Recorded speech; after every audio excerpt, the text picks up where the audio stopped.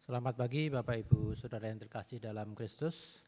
Akan saya bacakan Warta Jemaat GKJ Wonogiri Utara Minggu 5 Maret tahun 2023. Yang pertama, ibadah Minggu GKJ Wonogiri Utara Minggu Prapaskah 2, Minggu tanggal 5 Maret tahun 2023. Di Gereja Induk Wonokarto jam 7 waktu Indonesia Barat, pembawa firman Penatua Indrati. Di Pepantan Gegeran jam 8 waktu Indonesia Barat, pembawa firman Diaken Abram Wicaksono. Di Pepantan Tandon jam 7.30, pembawa firman Diaken Trining Krismiati. Dan di Pepantan Gemantar jam 7.30, pembawa firman Diaken Ari Royani. Ibadah Minggu Prapaskah ketiga, Minggu tanggal 12 Maret tahun 2023. Di Gereja Induk Wonokarto jam 7, pembawa firman Pendeta Sebastian Murhastomo. Di Pepantan Gegeran jam 8, pembawa firman Diaken Nathanael Kristiawan. Di Pepantan Tandon jam 7.30, pembawa firman Penatua Si Lestari. Di Pepantan Gemantar jam 7.30, pembawa firman Diaken Endang Kristin. Catatan, ibadah Minggu di Gereja Induk Wonokarto dilayani secara tatap muka dan secara online live streaming di kanal YouTube Tim Multimedia GKJ Wonogiri Utara. Adapun ibadah di masing-masing pepantan dilayani secara tatap muka. Pelaksanaan ibadah Minggu secara tatap muka dilakukan dengan protokol kesehatan. Kemudian Warta Jemaat yang kedua, laporan persembahan.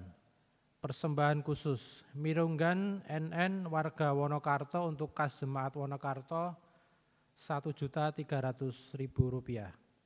Mirunggan NN warga kelompok Wonokarto Barat Rp220.000. Mirunggan NN warga Tandon untuk kas Jemaat Tandon Rp325.000. Perpuluhan NN warga Pepantan Tandon untuk kas pembangunan Pepantan Tandon sebesar Rp2 juta. Warta Jemaat yang ketiga, kelas katekisasi CD angkatan tahun 2023. Kelas katekisasi CD angkatan tahun 2023 akan dimulai pada hari Minggu 5 Maret 2023 pukul 11 waktu Indonesia Barat di Gereja Wonokarto. Mohon agar peserta katekisasi yang sudah mendaftarkan diri dapat hadir dan mengikuti pertemuan perdana tersebut. Berita ini sebagai undangan. Yang keempat, kegiatan persekutuan doa dan persekutuan pemahaman Alkitab di Pepantan. Akan dilaksanakan kegiatan pemahaman Alkitab dan persekutuan doa di Pepantan dengan jadwal sebagai berikut. Selasa tanggal 7 Maret tahun 2023 jam 19 di Gemantar, tempat di Pastori petugas Ibu Rahmat Endang. Yang kedua, Kamis tanggal 18 Maret tahun 2023 jam 18 di Gemantar, tempat rumah Bapak Yunius dengan petugas Ibu Murni. Dan persekutuan doa Rabu tanggal 15 Maret tahun 2023 jam 19 di Pepantan Tandon, tempat di gereja petugas Mas Anton Giri M. Kemudian Warta Jemaat yang kelima adalah pemeriksaan kesehatan. Komisi Oikmas GKJ Wonogiri Utara akan mengadakan pemeriksaan sederhana yang dilaksanakan setelah ibadah Minggu dengan jadwal yang telah disusun. Untuk pemeriksaan umum mengganti biaya sebesar Rp5.000, sedangkan untuk pemeriksaan GDS mengganti biaya sebesar Rp10.000. Mohon perhatian dan partisipasi jemaat. Jadwal pemeriksaan kesehatan pada bulan Maret minggu yang pertama, petugasnya adalah Dr. Anton, Ibu Nuryani, Ibu Harni, dan Saudara Awang bertempat di Wonokarto. Dan minggu yang kedua, petugasnya adalah Dr. Pitut, Ibu Rike, Saudara Aji Yogatama, dan Saudari Yustin, tempat di Tandon. Yang keenam, berita duka cita. telah berpulang ke rumah Bapa di surga Bapak Sugiyatno Ciptowiono, suami dari Ibu Jinem dari Pepantan Gegeran, pada hari Kamis tanggal 23 Februari tahun 2023 dan telah dimakamkan pada hari Jumat tanggal 24 Februari tahun 2023 di makam Sasonoloyo Pundung Rejo Pule, Selogiri, Wonogiri. Kiranya keluarga yang ditinggalkan diberikan kekuatan dan penghiburan dari Tuhan. Yang ketujuh, sidang majelis gereja. Akan dilaksanakan persidangan majelis gereja pada hari Jumat tanggal 10 Maret tahun 2023 jam 18 waktu Indonesia Barat di Pepantan Gegeran. Dengan pembawa renungan Penatua Kristiana Purwanti. Apabila ada jemaat yang mempunyai kepentingan dengan majelis gereja dapat disampaikan sebelumnya. Mohon dukungan doa dan dari segenap warga jemaat. Berikutnya masa raya Paskah GKJ Wonogiri Utara tahun 2023. Masa raya Paskah akan dimulai pada hari Rabu Abu tanggal 22 Februari tahun 2023. Dalam masa raya Paskah tahun 2023, GKJ Wonogiri Utara akan mengadakan aksi puasa Paskah mulai 22 Februari sampai dengan 6 April tahun 2023. Pengumpulan persembahan aksi puasa Paskah dilakukan dalam ibadah Jumat Agung tanggal 7 April tahun 2023. Untuk itu, Majelis GKJ Wonogiri Utara akan mengadakan sosialisasi tentang aksi puasa di Pepantan dan kelompok dengan jadwal sebagai berikut. Di Pepantan Gemantar tanggal 28 Februari atau 16 Februari di gereja jam 18. Di Pepantan Tandon tanggal 20 Februari tahun 2023, waktu dan tempat menyesuaikan. Di Pepantan Gegeran tanggal 24 Februari tahun 2023, waktu dan tempat menyesuaikan. Kelompok Wonokarto Barat tanggal 5 Maret tahun 2023 di gereja jam 17. Kemudian Wonokarto Tengah tanggal 6 Maret 2023 di rumah Bapak Hendriatno. Dan kelompok Wonokarto Timur tanggal 17 Februari tahun 2023 di rumah Bapak Suwarno. Teknik aksi puasa dimulai setelah Rabu Abu sampai dengan ibadah Kamis Putih. Jemaat menabung persembahan aksi puasa di rumah masing-masing. Setiap minggu dipasang kotak aksi puasa, sehingga bagi jemaat yang menghendaki mengumpulkan persembahan setiap minggu bisa dilayani. Mohon perhatian dan partisipasi jemaat. Pelayanan bersama perjamuan kudus di GKJ Bahtera Kasih. Pada hari Minggu tanggal 5 Maret tahun 2023, para pendeta di gereja-gereja Kristen Jawa Klasis Wonogiri akan melayankan perjamuan kudus di GKJ Bahtera Kasih. Pendeta Sebastian Murhastomo akan melayankan pelayanan perjamuan kudus di Pepantan Tejosari. Dan untuk pelayanan ibadah di GKJ Wonogiri Utara pada hari Minggu 5 Maret tahun 2023 akan dilayani oleh Majelis GKJ Wonogiri Utara. Mohon dukungan doa agar pelayanan bersama tersebut dapat berjalan dengan baik dan lancar. Terakhir, bacaan sepekan dapat Bapak Ibu baca melalui WA Group. Demikian Warta Gereja Minggu 5 Maret tahun 2023. Tuhan Yesus memberkati.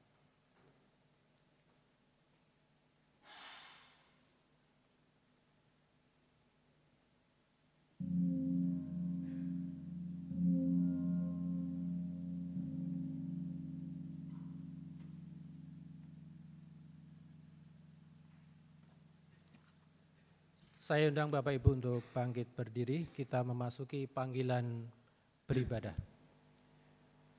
Betapa disenangi tempat kediaman-Mu, ya Tuhan semesta alam. Jiwaku hancur karena merindukan pelataran-pelataran Tuhan. Hatiku dan dagingku bersorak-sorai kepada Allah yang hidup. Bahkan burung pipit telah mendapat sebuah rumah, dan burung layang-layang sebuah sarang, tempat menaruh anak-anaknya. Berbahagialah orang-orang yang diam di rumah-Mu, yang terus-menerus memuji-muji Engkau. Sebab lebih baik 1 hari di pelataran-Mu daripada 1000 hari di tempat lain. Lebih baik berdiri di ambang pintu rumah Allahku daripada diam di kemah-kemah orang fasik. Malah kita bersama bertemu dan dipersatukan dalam Kristus menghadap tahta hadirat Tuhan. Menyanyikan Kidung Jemaat 249 bait 1 sampai dengan 3, Serikat Persaudaraan.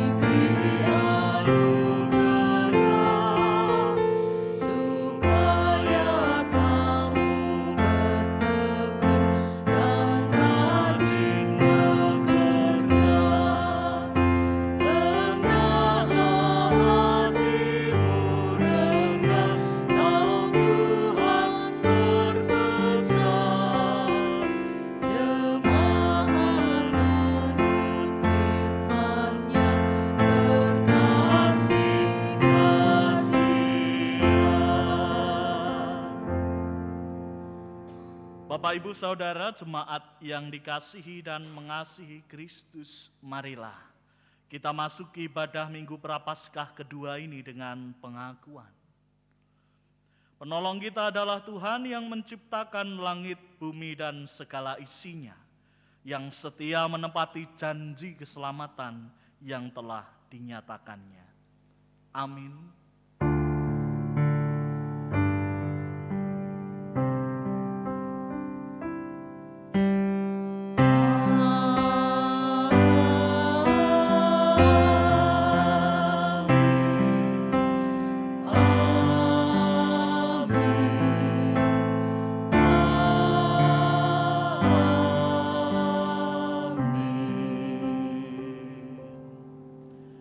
Kasih, karunia, dan damai sejahtera dari Allah Bapa kita, dari Tuhan Yesus Kristus, dan persekutuan Roh Kudus menyertai saudara sekalian.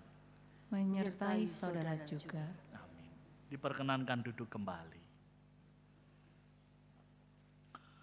Bapak, Ibu, Saudara, jemaat Kristus, bencana alam, konflik, bahkan hingga berujung perang, diskriminasi SARA, ketidakpastian dalam pekerjaan, kekurangan makanan, ribut di dalam keluarga, dan ancaman-ancaman keputusasaan membuat manusia terjun dalam jurang krisis kehidupannya.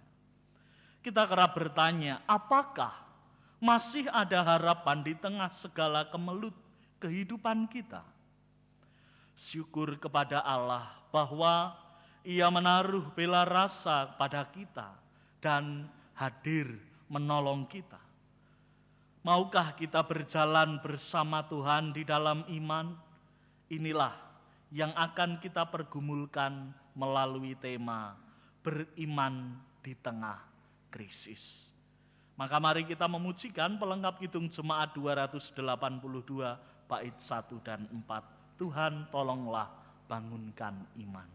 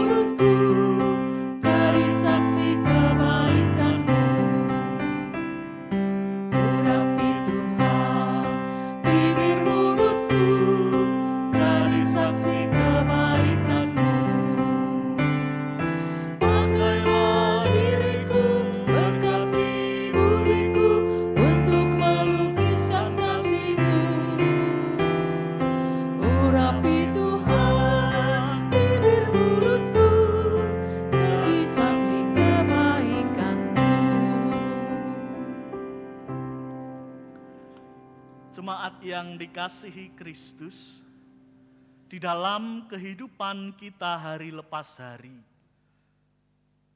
kita senantiasa hidup di dalam kehidupan yang sering mendukakan hati Tuhan. Di dalam segenap krisis kehidupan kita, seringkali kita memilih jalan yang salah dengan tidak memilih Tuhan, tidak memilih jalannya, dan oleh karenanya kita berdosa. Bapak, Ibu, Saudara, jemaat yang dikasihi Kristus, marilah pada saat ini kita mengakui segenap dosa dan pelanggaran kita secara pribadi kepada Tuhan melalui doa pengakuan dosa. Doa pribadi dipersilakan.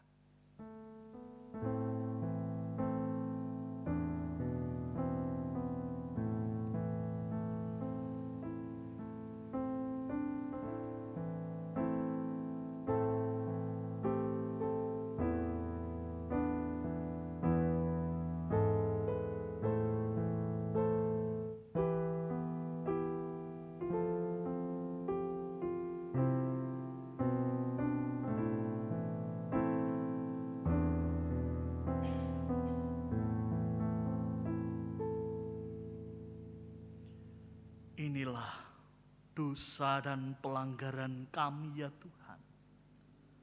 Dosa yang senantiasa mengikuti kami dalam hidup kami yang sedang menghadapi krisis. Maka pada saat ini kami memohon perkenan-Mu ya Tuhan, agar kami boleh menerima rahmat Tuhan. Sehingga dosa-dosa kami boleh Engkau pulihkan di dalam Kristus menjadi berkat. Kiranya Engkau ya Tuhan membasuh, mengampuni dosa kami, sehingga kami merasakan berkat dan sukacita yang dari Engkau. Kami mengakui dosa dan pelanggaran kami. Amin. Bapak, Ibu, Saudara, jemaat terkasih, mari memujikan pelengkap kidung jemaat 37, bait 1 dan 2, Bila ku renung dosaku. Bila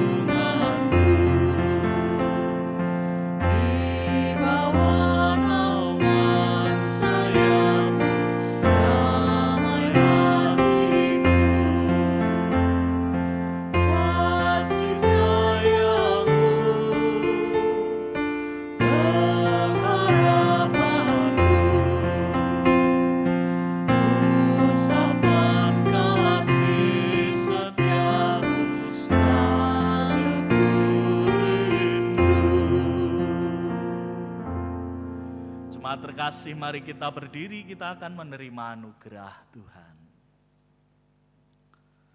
Dengarkanlah berita anugerah dari Tuhan yang diambil melalui pembacaan surat Efesus pasal 1 ayat 8 dan 9 yang demikian. Sebab di dalam Dia dan oleh darahnya kita beroleh penebusan, yaitu pengampunan dosa menurut kekayaan kasih karunia-Nya yang dilimpahkan kepada kita dalam segala hikmat dan pengertian. Di dalam Kristus engkau telah diampuni. Di dalam Kristus engkau pun telah diampuni. Marilah kita menyambut anugerah dari Tuhan dengan bersalam namaste dan mengucap salam damai. Salam damai, salam damai, salam damai, salam damai. Masih dengan berdiri Bapak Ibu Saudara, mari bersama memujikan Kidung Jemaat 53 bait 1 dan 2. Tuhan Allah telah berfirman.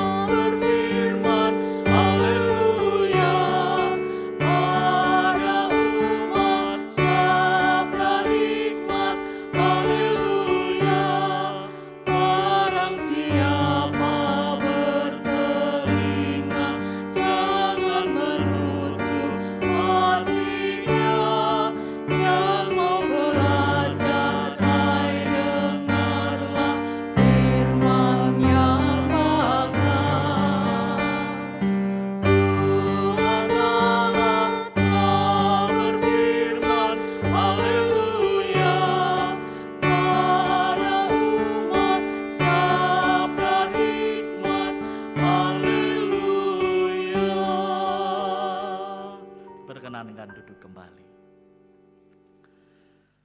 Jemaat yang dikasihi Kristus, sebelum kita memasuki pelayanan sabda, marilah terlebih dahulu kita menyiapkan hati kita dengan bersama berdoa. Mari berdoa. Tuhan Allah Bapa kami, Tuhan yang senantiasa hadir dalam setiap jengkal kehidupan kami. Tuhan yang senantiasa hadir di dalam kehidupan kami yang seringkali masuk dalam krisis. Kami bersyukur bahwa Engkau adalah Allah yang mengatasi segala krisis hidup kami. Dan saat ini kami bersyukur Engkau boleh mempersatukan kami dalam peribadatan yang kudus. Di dalam peribadatan kami, di tengah peribadatan ini ya Tuhan, kami hendak merenungkan sabda Tuhan. Kiranya Engkau yang memampukan kami, kiranya Engkau yang memberkati kami, sehingga kami dapat mengerti dengan sungguh. Kiranya Engkau yang senantiasa memberi kekuatan kepada kami, sehingga kami boleh melaksanakan firman-Mu dalam hidup kami hari lepas hari. Hamba-Mu yang Kau tunjuk untuk menyampaikan sabda-Mu, kiranya Engkau berkati lidah bibirnya, agar apa yang keluar melalui mulutnya yang terbatas hanyalah semata-mata kasih dan kebenaran firman-Mu yang tiada terbatas. Maka dengan segala kerendahan hati kami ya Tuhan, berfirman-Lah, sebab kami bersiap untuk mendengarkan. Amin. Bacaan leksionari.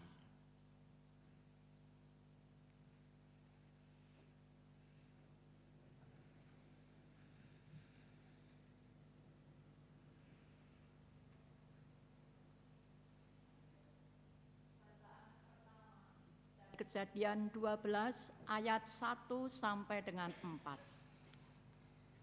Abram dipanggil Tuhan. Berfirmanlah Tuhan kepada Abram, "Pergilah dari negerimu dan dari sanak saudaramu dan dari rumah bapamu ini ke negeri yang akan kutunjukkan kepadamu. Aku akan membuat engkau menjadi bangsa yang besar dan memberkati engkau serta membuat namamu masyhur, dan engkau akan menjadi berkat. Aku akan memberkati orang-orang yang memberkati engkau dan mengutuk orang-orang yang mengutuk engkau. Dan olehmu semua kaum di muka bumi akan mendapat berkat." Lalu pergilah Abram seperti yang difirmankan Tuhan kepadanya. Dan Lot pun ikut bersama-sama dengan dia. Abram berumur 75 tahun ketika ia berangkat dari Haran. Demikianlah sabda Tuhan. Syukur pada Allah.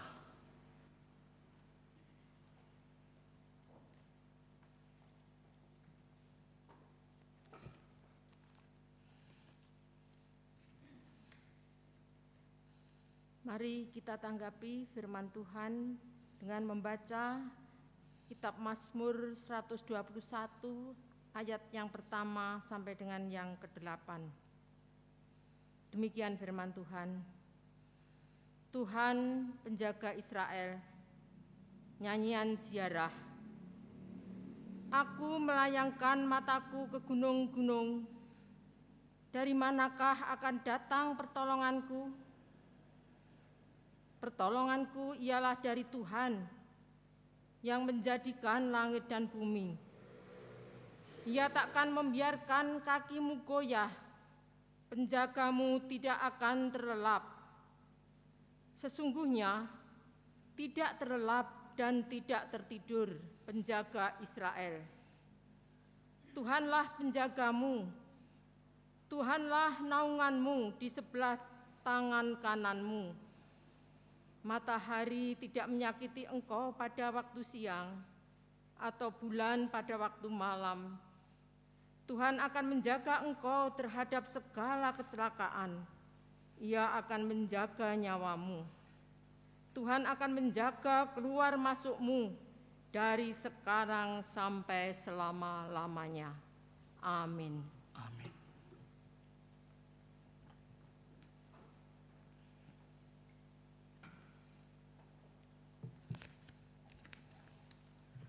Bacaan kedua diambil dari Roma 4 ayat 1 sampai 5, dilanjutkan ayat 13 sampai 17. Abraham dibenarkan karena iman. Jadi, apakah akan kita katakan tentang Abraham, bapa leluhur jasmani kita? Sebab jika Abraham dibenarkan karena perbuatannya, maka ia beroleh dasar untuk bermegah, tetapi tidak di hadapan Allah. Sebab apakah dikatakan nas kitab suci, lalu percayalah Abraham kepada Tuhan, dan Tuhan memperhitungkan hal itu kepadanya sebagai kebenaran. Kalau ada orang yang bekerja, upahnya tidak diperhitungkan sebagai hadiah, tetapi sebagai haknya. Tetapi kalau ada orang yang tidak bekerja, namun percaya kepada Dia yang membenarkan orang durhaka, imannya diperhitungkan menjadi kebenaran. Sebab bukan karena hukum Taurat telah diberikan janji kepada Abraham dan keturunannya bahwa ia akan memiliki dunia, tetapi karena kebenaran berdasarkan iman. Sebab jika mereka yang mengharapkannya dari hukum Taurat menerima bagian yang dijanjikan Allah, maka sia-sialah iman dan batallah janji itu. Karena hukum Taurat membangkitkan murka, tetapi di mana tidak ada hukum Taurat, di situ tidak ada juga pelanggaran. Karena itulah kebenaran berdasarkan iman, supaya merupakan kasih karunia, sehingga janji itu berlaku bagi semua keturunan Abraham, bukan hanya bagi mereka yang hidup dari hukum Taurat, tetapi juga bagi mereka yang hidup dari iman Abraham, sebab Abraham adalah bapa kita semua. Seperti ada tertulis, Engkau telah kutetapkan menjadi bapa banyak bangsa di hadapan Allah yang kepadanya ia percaya, yaitu Allah yang menghidupkan orang mati dan yang menjadikan dengan firman-Nya apa yang tidak ada menjadi ada. Demikianlah firman Tuhan. Syukur pada Allah.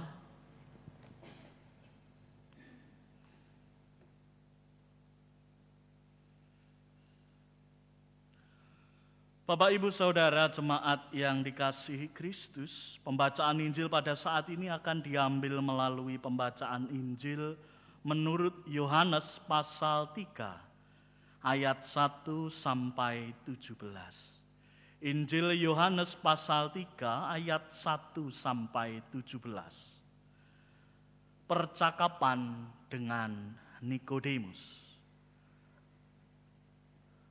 Adalah seorang Farisi yang bernama Nikodemus, seorang pemimpin agama Yahudi. Ia datang pada waktu malam kepada Yesus dan berkata, "Rabi, kami tahu bahwa Engkau datang sebagai guru yang diutus Allah, sebab tidak ada seorang pun yang dapat mengadakan tanda-tanda yang Engkau adakan itu, jika Allah tidak menyertainya." Yesus menjawab, katanya, "Aku berkata kepadamu, sesungguhnya jika seorang tidak dilahirkan kembali, ia tidak dapat melihat kerajaan Allah." Kata Nikodemus kepadanya, "Bagaimana mungkin seorang dilahirkan kalau ia sudah tua? Dapatkah ia masuk kembali ke dalam rahim ibunya dan dilahirkan lagi?" Jawab Yesus, "Aku berkata kepadamu, sesungguhnya jika seorang tidak dilahirkan dari air dan roh, ia tidak dapat masuk ke dalam kerajaan Allah. Apa yang dilahirkan dari daging adalah daging, dan apa yang dilahirkan dari roh adalah roh. Janganlah engkau heran, karena aku berkata kepadamu, kamu harus dilahirkan kembali. Angin bertiup kemana ia mau dan engkau mendengar bunyinya. Tetapi engkau tidak tahu dari mana ia datang dan kemana ia pergi. Demikian halnya dengan tiap-tiap orang yang lahir dari roh." Nikodemus menjawab, katanya, "Bagaimana mungkin hal itu terjadi?" Jawab Yesus, "Engkau adalah pengajar Israel dan engkau tidak mengerti hal-hal itu? Aku berkata kepadamu, sesungguhnya kami berkata-kata tentang apa yang kami ketahui dan kami bersaksi tentang apa yang kami lihat. Tetapi kamu tidak menerima kesaksian kami. Kamu tidak percaya waktu aku berkata-kata dengan kamu tentang hal-hal duniawi. Bagaimana kamu akan percaya kalau aku berkata-kata dengan kamu tentang hal-hal surgawi? Tidak ada seorang pun yang telah naik ke surga selain daripada Dia yang telah turun dari surga, yaitu Anak Manusia. Dan sama seperti Musa meninggikan ular di padang gurun, demikian juga Anak Manusia harus ditinggikan, supaya setiap orang yang percaya kepadanya beroleh hidup yang kekal. Karena begitu besar kasih Allah akan dunia ini, sehingga ia telah mengaruniakan anaknya yang tunggal, supaya setiap orang yang percaya kepadanya tidak binasa, melainkan beroleh hidup yang kekal. Sebab Allah mengutus anaknya ke dalam dunia, bukan untuk menghakimi dunia, melainkan untuk menyelamatkannya oleh Dia. Demikianlah Injil Yesus Kristus yang berbahagia. Ialah kita yang mendengarkan firman-Nya, merenungkan dan melaksanakan dalam hidup hari lepas hari. Hosiana. Hosiana, Hosiana, Hosiana.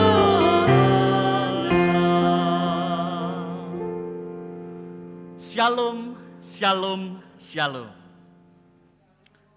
Bapak Ibu Saudara yang dikasihi dan mengasihi Kristus, pada saat ini kita akan merenungkan tema beriman di tengah krisis. Bapak Ibu Saudara, jemaat yang dikasihi Kristus, ada sebuah cerita pada suatu hari di kerajaan iblis. Seorang iblis bernama Gembrot sedang bokek. Pirsa nggih bokek nggih. Kurang uang. Sedang kekurangan uang. Kemudian terpikir oleh Gembrot bahwa ia akan mengobral perkakas-perkakas kerjanya. Iblis kerjane napa Bapak Ibu? Menggoda manusia. Maka terpikir padanya dia mau mengobral perkakas-perkakas kerjanya dalam sebuah bazar besar. Kemudian dibuatnyalah sebuah poster untuk menjelaskan kepada iblis-iblis lain di kerajaan iblis itu bahwa ia akan mengadakan bazar. Tepat di hari H, seluruh perkakasnya dipajang untuk dilihat calon-calon pembelinya. Dipajang di kanan kiri, dipajang di atas, ada yang di bawah. Dan Bapak Ibu Saudara, lengkap juga dengan harga jualnya. Seperti saat kita manusia masuk ke toko hardware atau ke toko alat perkakas, semua barang dijual, didisplay dengan semenarik mungkin. Begitu pula dengan si Gembrot iblis ini. Dia menjual perkakasnya dengan menarik, mendisplay perkakasnya dengan menarik luar biasa. Dan semua barang yang dijualnya terlihat sangat berguna, sesuai dengan fungsinya. Harganya pun sengaja dibuatnya miring alias murah. Ben akeh sing tuku menurutnya. Ada beberapa barang yang dijual perkakas dari si iblis Gembrot ini. Pertama, sikap dengki dipajang dengan harga Rp20.000. Kedua, rasa iri hati dipajang dengan harga yang tertera Rp10.000. Murah nggih? Ketiga, ketidakjujuran. Di sana harganya agak tinggi sedikit, Rp30.000. Berikutnya, sikap tidak menghargai orang lain. Perkakas yang satu ini dihargai Rp20.000. Kemudian, perkakas sikap tak tahu terima kasih dihargai Rp10.000. Murah menurut si iblis Gembrot ini. Berikutnya, rasa malas didiskon dengan harga Rp15.000. Kemudian sikap dendam, harganya cukup tinggi, Rp25.000. Dan perkakas-perkakas yang lain yang saya sebutkan tadi hanya perkakas-perkakas yang top atau best seller, Bapak Ibu Saudara. Namun di suatu pojok display ada satu perkakas yang bentuknya sangat-sangat sederhana. Bahkan perkakas itu sudah agak aus, tampaknya karena sering sekali dipakai atau digunakan.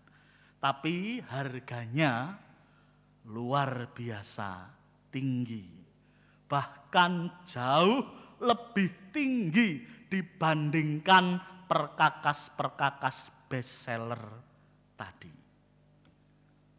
Salah satu calon pembeli, si iblis bertanya kepada iblis Gembrot, "Brot, ini alat apa namanya?" Iblis Gembrot menjawab, "Itu alat namanya rasa putus." putus asa. Kok harganya mahal sekali sampai 250.000 bro? Padahal sudah aus tampaknya. Oh ya, jelas. Karena perkakas ini, saudaraku, sangat mudah dipakai dan berdaya guna tinggi. Saya biasanya bisa sangat mudah masuk ke dalam hati manusia dengan alat ini dibandingkan dengan alat-alat yang lain. Begitu saya berhasil masuk dalam hati manusia, saya bisa dengan sangat mudah melakukan apa saja yang saya inginkan terhadap manusia itu. Barang ini menjadi aus, saudaraku, karena aku sering menggunakannya pada hampir semua orang yang kutemui. Karena kebanyakan manusia itu tidak tahu kalau rasa putus asa itu milikku, katanya. Bapak, Ibu, Saudara, jemaat terkasih, demikian sekelumit percakapan sederhana dari kerajaan iblis. Ternyata perkakas bernama rasa putus asa itu dihargai dengan sangat amat mahal, 250.000 rupiah, meskipun barangnya sudah aus. Bapak, Ibu, Saudara, jemaat yang terkasih, saat ini Indonesia dan mungkin hampir secara global merasakannya. Situasi ekonomi dan politik dan yang lain serba tidak menentu. Mudah sekali bagi manusia saat ini untuk putus asa. Mungkin toko milik kita yang sudah bergenerasi kita miliki menjadi sepi. Mungkin usaha kita yang selama ini luar biasa menunjukkan tanda-tanda kesulitan untuk sekedar bertahan di masa depan. Mungkin saat ini kita terlilit hutang kita tidak terbayar. Sementara kebutuhan keluarga kita semakin banyak. Mungkin saat ini sebagian dari pemuda merasa letih karena sudah berstudi dengan terlalu hebat. Sebagian pemuda-pemudi mungkin merasa lelah karena mencintai orang yang salah. Sebagian dari kita yang sudah menikah mungkin merasa stagnan dalam hidup pernikahan dan kelelahan menghampiri kita. Kelelahan demi kelelahan menimbulkan keputusasaan. Bapak, Ibu, Saudara, jemaat terkasih, melalui kisah si iblis gembrot yang menjual perkakasnya itu, ternyata kita tahu bahwa putus asa adalah alat iblis untuk memperdaya kita, dan itu paling mudah dilakukan. Sekali lagi saya tekankan, paling mudah dilakukan. Bapak, Ibu, Saudaraku yang terkasih, seringkali kita melihat bahwa langkah kita ke depan semakin ragu-ragu, penuh dengan kekhawatiran. Tuhan, Allah kita, ingin kita bebas dari kekhawatiran, ingin kita lepas dari ketakutan demi ketakutan, ingin kita lepas dari keraguan-raguan. Tuhan menginginkan kita untuk melangkah dengan pasti. Bapak, Ibu, Saudara, dalam tema kita pada saat ini, beriman di tengah krisis, ada dua kata kunci yang menjadi bagian dari perenungan kita, iman dan krisis. Menurut etimologinya dalam bahasa aslinya, bahasa Ibrani, iman berasal dari kata emunah yang artinya aman. Satu akar kata dengan kata amin yang artinya pasti, aman dan penuh kepastian. Iman dalam Perjanjian Baru diterjemahkan dari bahasa Yunani pisteo atau pistin, artinya menaruh percaya. Iman dalam Perjanjian Lama dan Perjanjian Baru dapat diartikan menaruh kepercayaan kita karena ada rasa aman dan kepastian. Sedangkan kata krisis berasal dari bahasa Yunani krisis yang artinya kemelut atau setiap peristiwa yang sedang terjadi mengarah pada suatu ketidakstabilan.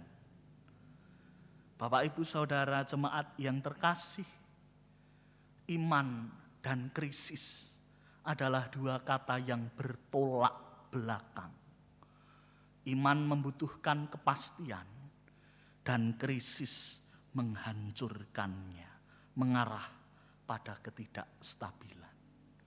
Bapak, Ibu, Saudara jemaat yang terkasih, bacaan firman kita saat ini menjelaskan kisah-kisah anak-anak manusia. Kisah-kisah orang-orang yang menjalani hidupnya dengan penuh krisis, bergulat dengan pergumulan hidupnya masing-masing. Kejadian 12 ayat 1-4 kita melihat seorang bernama Abram yang nantinya dikenal sebagai Abraham, bapa orang beriman, dipanggil oleh Tuhan dari tanah Haran, tanah kelahirannya yang menjadi zona nyamannya. Di sana dia boleh berbahagia. Di sana dia boleh bersenang-senang karena ia ada dalam zona nyamannya. Namun Allah mencoba membuyarkan zona nyaman itu dengan memanggilnya keluar dari Haran. Mari kita melihat sebagai Abram. Bagaimana saat kita menceritakan panggilan itu kepada istri kita, keluarga besar kita, kepada orang tua kita, kepada semua saudara kita. Apa yang terjadi? Digeguyu Bapak Ibu. Kita hanya ditertawakan. Ngopo? Wong ngerti panggon penak mbok tinggalke. Mung mergo ditimbali Gusti. Sebuah kata yang mungkin bisa membuat kita kemudian menyerah dan putus asa. Namun berbeda dengan Abram. Dengan kebijaksanaannya, dengan kehebatannya, dia tidak menemukan apapun. Namun dia menemukan Allah dengan imannya. Dia menemukan Allah dan kebenarannya dengan imannya. Sehingga Bapak Ibu Saudara jemaat yang dikasihi Kristus, dicatat oleh Roma 4. Saat Paulus mengirim suratnya kepada Roma, jemaat di Roma, dia menggambarkan situasi Bapak Abram yang bukan karena kehebatannya, bukan karena kemampuannya dibenarkan oleh Allah, namun karena ia percaya. Ia mengimani Allah di tengah krisis hidupnya saat ia dipanggil keluar dari tanah Haran. Begitu pula seorang bernama Nikodemus dalam bacaan kita Yohanes 3 ayat 1-17. Kita melihat Nikodemus adalah seorang Sanhedrin. Seorang Sanhedrin adalah orang yang mempunyai nama besar di tengah lingkungan orang-orang agama Yahudi. Sanhedrin adalah kelompok 71 orang, 71 orang yang dituakan oleh bangsa Israel. Punya kedudukan penting luar biasa, memutuskan perkara-perkara agama dan bahkan juga politik atas nama Sanhedrin. Dengan status yang luar biasa itu, dengan kehebatan sebagai seorang Sanhedrin, Nikodemus malah menemukan ketidakpastian. Ia menemukan krisis hidupnya saat orang-orang di zamannya hidup dalam panggilan mesianik yang berbeda-beda. Apa itu panggilan mesianik, Mas Bas? Bapak Ibu Saudara, di zaman-zaman itu muncul berbagai kehidupan dengan dasar panggilan mesianik. Ingin menyelamatkan bangsa Israel di tengah gunggungan bangsa Romawi. Dan oleh karena itu, seorang Sanhedrin bernama Nikodemus ini wajar saat ia melihat Yesus sebagai rabi yang diutus Allah. Ia menekankan kata diutus Allah untuk melihat bagaimana kegerakannya di dalam panggilan-panggilan kehidupan mesianiknya. Berbeda dengan yang lain. Jika panggilan mesianik orang-orang yang lain adalah melepaskan belenggu Romawi, melepaskan Israel dari belenggu Romawi, namun Yesus, Sang Mesias, memperlihatkan perbedaan yang luar biasa. Dia mengajarkan bahwa setiap orang yang mengikutinya harus masuk dalam kerajaan surga dan ia harus dilahirkan kembali. Dilahirkan bukan dalam krisis kedagingan, namun dilahirkan dalam iman rohani kita. Bapak, Ibu, Saudara, jemaat Kristus, inilah Tuhan Yesus yang ingin menjelaskan bagian-bagian pistis, bagian-bagian iman yang hendak diketahui Nikodemus. Namun sekali lagi Nikodemus terjebak dalam krisis hidupnya. Dia tidak menyadari bahwa hidupnya adalah kebenaran karena iman, karena percaya kepada Tuhan, seperti Bapak Abraham. Bapak, Ibu, Saudaraku yang terkasih dalam Kristus. Melalui bacaan dan perenungan saat ini, di tengah dunia yang goncang dan serba tidak pasti, mari melihat bahwa setiap orang percaya dibekali iman yang meskipun hanya sekecil biji sesawi, namun mampu memindahkan gunung krisis yang luar biasa besar dalam hidupnya. Inilah iman yang diteladankan oleh Bapak Abraham. Inilah iman yang diajarkan khusus oleh Tuhan Yesus Kristus, Sang Mesias. Bapak, Ibu, Saudaraku yang terkasih, mari di tengah serba ketidakpastian kehidupan, mari menerima iman percaya kita.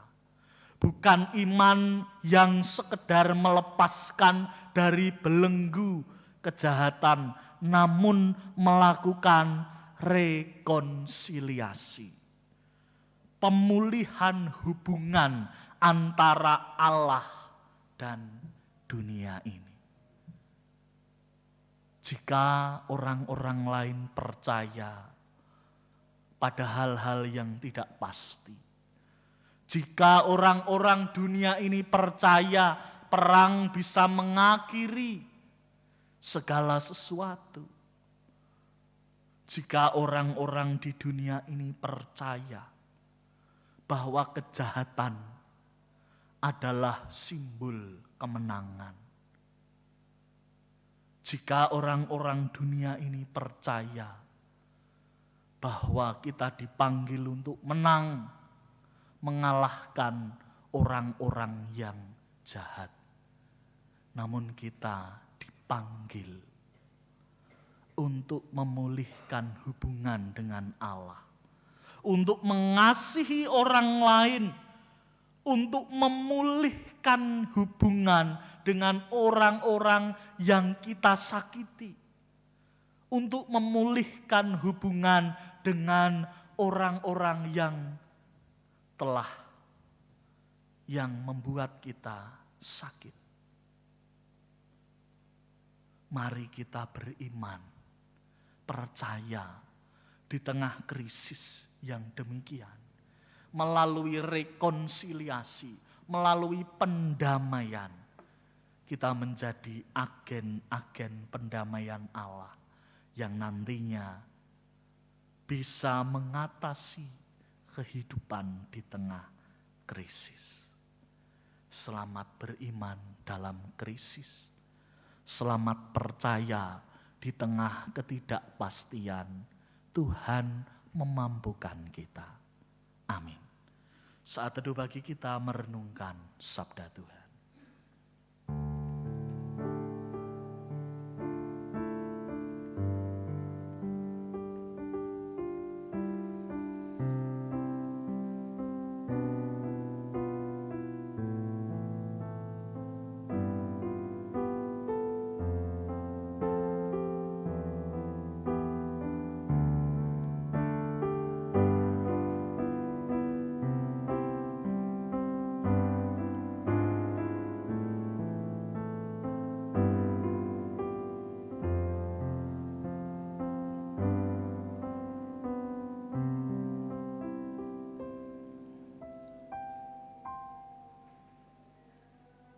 Jemaat dipersilahkan untuk berdiri.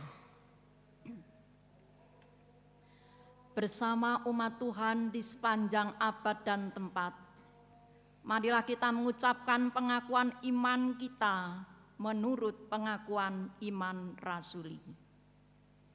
Aku percaya kepada Allah Bapa yang Maha Kuasa, Khalik langit dan bumi, dan kepada Yesus Kristus, anaknya yang tunggal Tuhan kita, yang dikandung daripada Roh Kudus, lahir dari anak darah Maria, yang menderita di bawah pemerintahan Pontius Pilatus, disalibkan, mati dan kuburkan, turun ke dalam kerajaan maut. Pada hari yang ketiga bangkit pula dari antara orang mati, naik ke surga, duduk di sebelah kanan Allah, Bapa yang Maha Kuasa, dan akan datang dari sana untuk menghakimi orang yang hidup dan yang mati. Aku percaya kepada Roh Kudus, gereja yang kudus dan am, persekutuan orang kudus, pengampunan dosa, kebangkitan daging, dan hidup yang kekal. Jemaat dipersilahkan duduk kembali.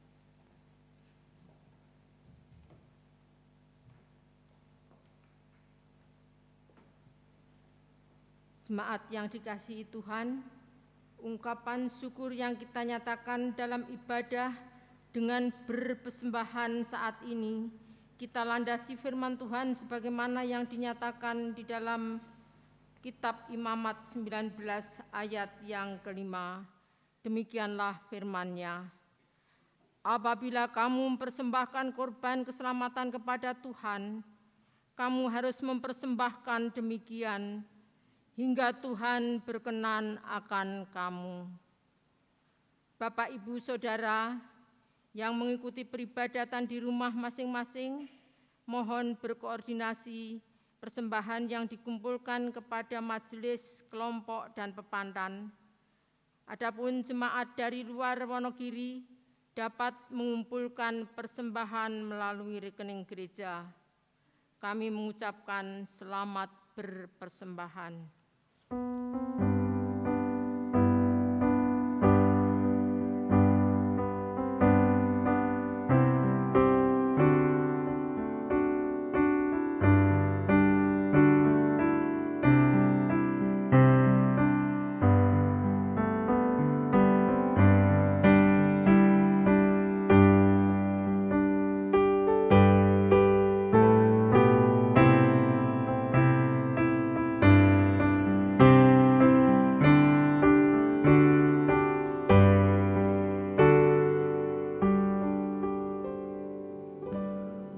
Jemaat yang dikasihi Kristus, marilah kita aturkan persembahan yang telah kita kumpulkan kepada Tuhan melalui doa persembahan dan syafaat.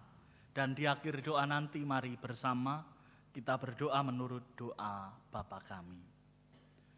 Marilah kita berdoa. Puji dan syukur atas kasih setiamu ya Tuhan, Allah Bapa kami, Allah yang senantiasa mengajarkan kami untuk beriman di tengah krisis. Allah yang senantiasa memampukan kami untuk melihat ke depan. Meskipun di sekitar kami mengalami begitu banyak permasalahan. Meskipun di sekitar kami mengalami begitu banyak pergumulan. Engkau memampukan kami ya Tuhan, untuk kami boleh melihat kasih setiamu melampaui keputusasaan. Untuk kami boleh merasakan pendamaian yang dari Tuhan, rekonsiliasi yang dari Tuhan, sebagai wujud iman kami di tengah krisis kehidupan. Ucap syukur kami ya Tuhan, kami wujudkan pada saat ini dengan kami berpersembahan. Sebagian dari berkat-Mu yang tercurah melimpah bagi kami, kiranya dapat dipakai sebagai sarana untuk memuliakan nama Tuhan di tengah pelayanan GKJ Wonogiri Utara. Berkatilah ya Tuhan, agar kami dapat mengembangkan pelayanan kami dengan lebih baik lagi seturut kasih setia Tuhan.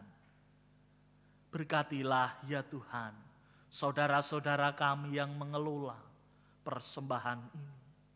Kiranya Engkau berikan berkat, hikmat dan kebijaksanaan, sehingga dapat mengelola persembahan dengan sebaik-baiknya seturut kasih setia Tuhan. Kami mohon ya Tuhan, kiranya Engkau senantiasa mengingatkan kepada kami, untuk kami tidak hanya mempersembahkan dana saja, namun kiranya Engkau mengingatkan kami untuk kami mempersembahkan pelayanan kami, pekerjaan kami dan hidup kami sebagai persembahan yang kudus dan berkenan kepada Tuhan. Kiranya Engkau yang senantiasa menilik kami saat hati kami mempersembahkan. Tuhan Allah Bapa kami mengingat ya Tuhan jemaat-jemaat Tuhan di GKJ Wonogiri Utara secara khusus. Jemaat-jemaat-Mu baik dari kategori anak, remaja, pemuda, warga dewasa dan warga adiuswa. Kiranya Tuhan yang senantiasa menguatkan iman percaya kami di tengah krisis kehidupan kami yang berbeda-beda. Di tengah tantangan zaman yang semakin tidak menentu ini, yang semakin berat kami rasakan.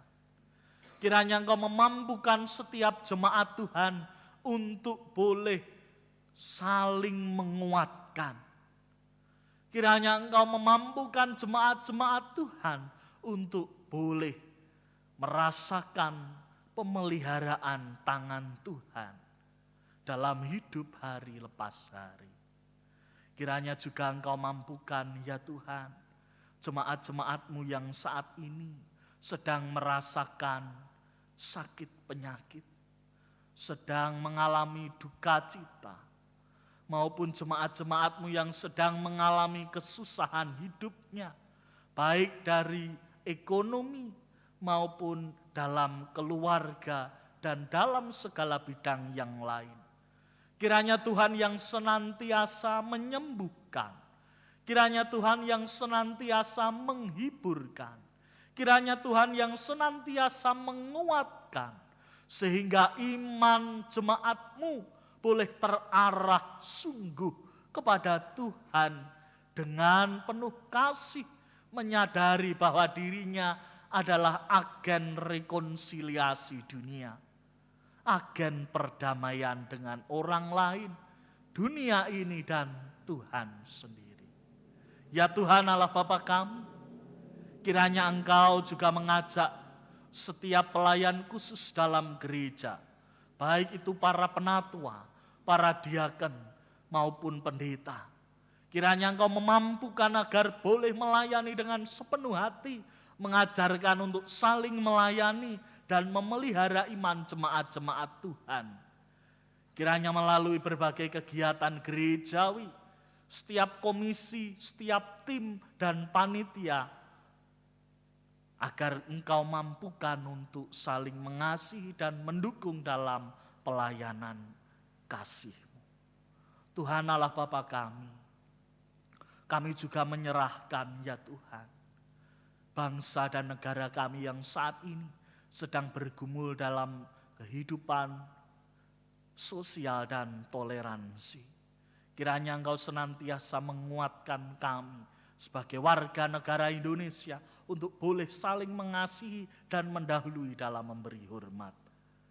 Berkatilah ya Tuhan, kiranya setiap pemimpin bangsa ini, dari yang teratas sampai yang bawah, boleh menyuarakan kasih Tuhan dengan penuh syukur.